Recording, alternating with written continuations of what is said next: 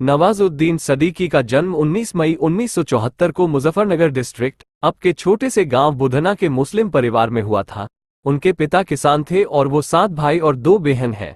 उनके घर की आर्थिक स्थिति भी ठीक थी, इसलिए उन्होंने अपनी इंटरमीडिएट की पढ़ाई अपने गांव में पूरी की। उनका कहना था कि उनके गांव का माहौल ठीक नहीं था।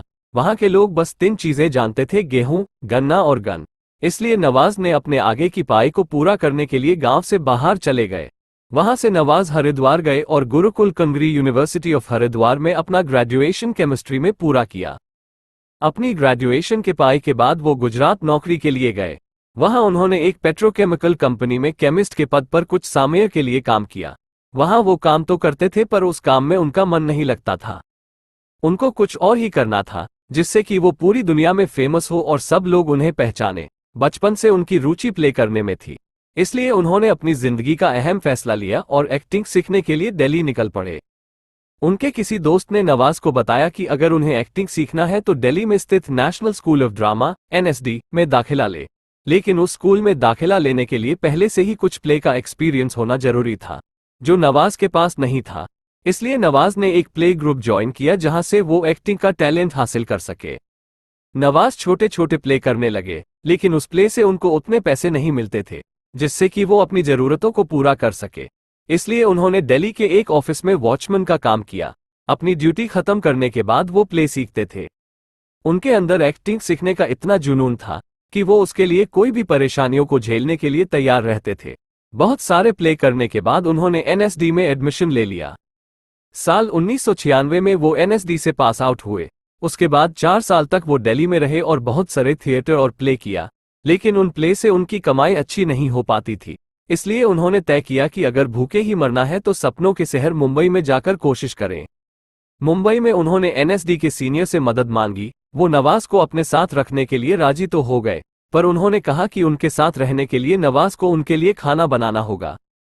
नवाज वो करने के लिए भी राजी हो गए। आखिर उन्हें अपना सपना जो पूरा करना था। शुरुआत में उन्होंने टीवी सीरियल्स में काम करने की कोशिश की। बहुत कोशिशों के बाद उन्हें सीरियल्स में 1-2 बार थोड़े समय के लिए छोटे रोल्स करने को तो मिला, जहां उन्हें ज्यादातर नोटिस नहीं किया जाता था।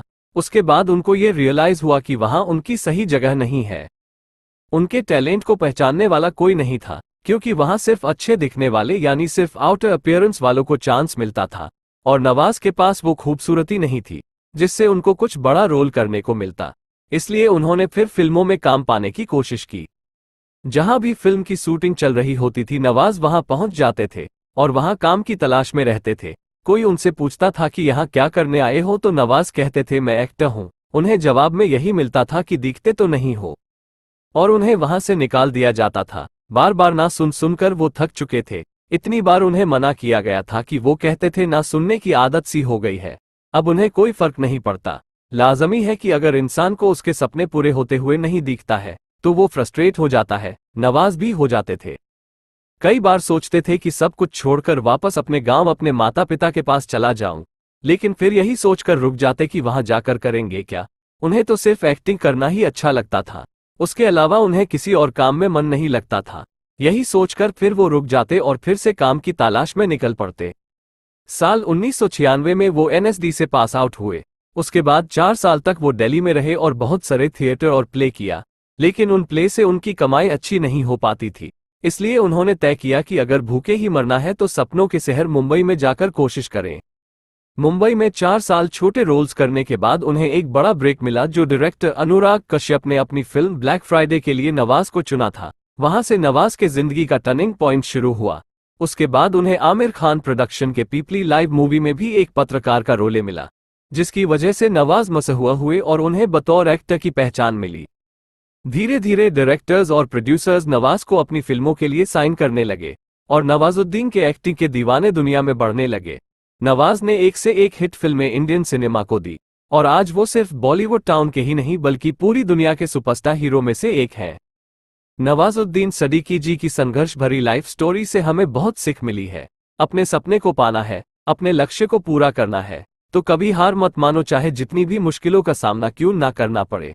बस उनसे लड़ते हुए आगे बढ़ते रहो। ऊपर वाला आपकी मेहनत देखता है और उसका फल भी वो देर से ही सही पर जरूर देता है।